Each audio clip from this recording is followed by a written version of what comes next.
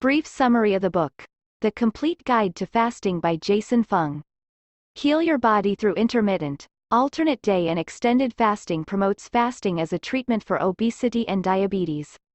Fung argues that weight gain and type 2 diabetes are the result of insulin resistance, which can be corrected through fasting. For patients who are obese, most doctors recommend eating less and exercising more. However, research shows that eating less and exercising more fails to reduce weight in the long term for the vast majority of dieters.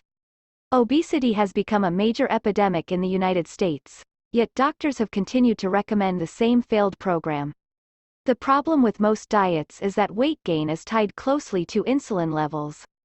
Insulin is a hormone that enables the body to use the sugar from carbohydrates in food.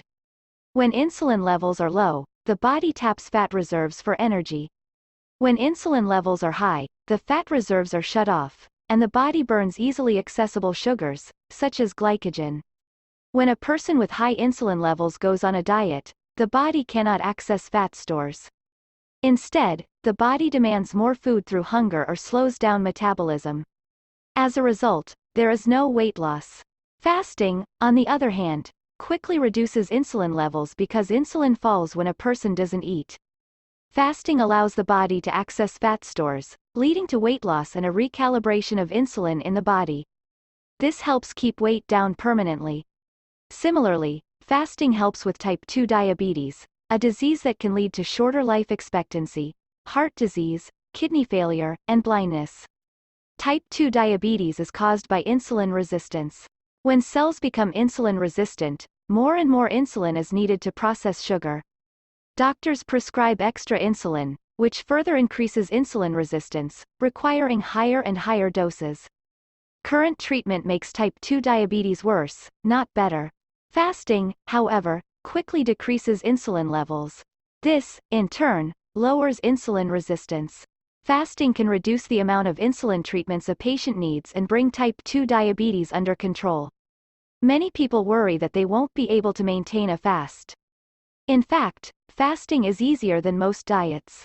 Patients have great difficulty staying on a complicated diet that requires they eat only certain foods. They might not be able to afford fancy grains or organic foods.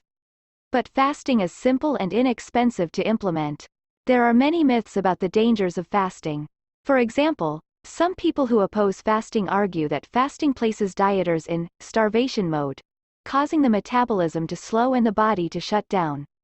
Others argue that fasting causes the body to burn muscle rather than fat, thereby degrading overall health, or that fasting lowers blood sugar and makes those who fast feel shaky, nauseous, or ill. Finally, some people argue that fasting is simply crazy or ridiculous. These myths are perpetuated in part by the food industry, which has an interest in marginalizing discussions of fasting. By and large, they are perpetuated simply because fasting is unfamiliar. None of these myths is based in science. Fasting does not have dangerous or negative side effects for most healthy adults.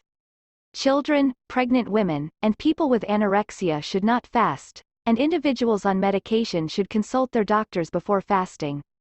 But for the vast majority of people, fasting presents little risk.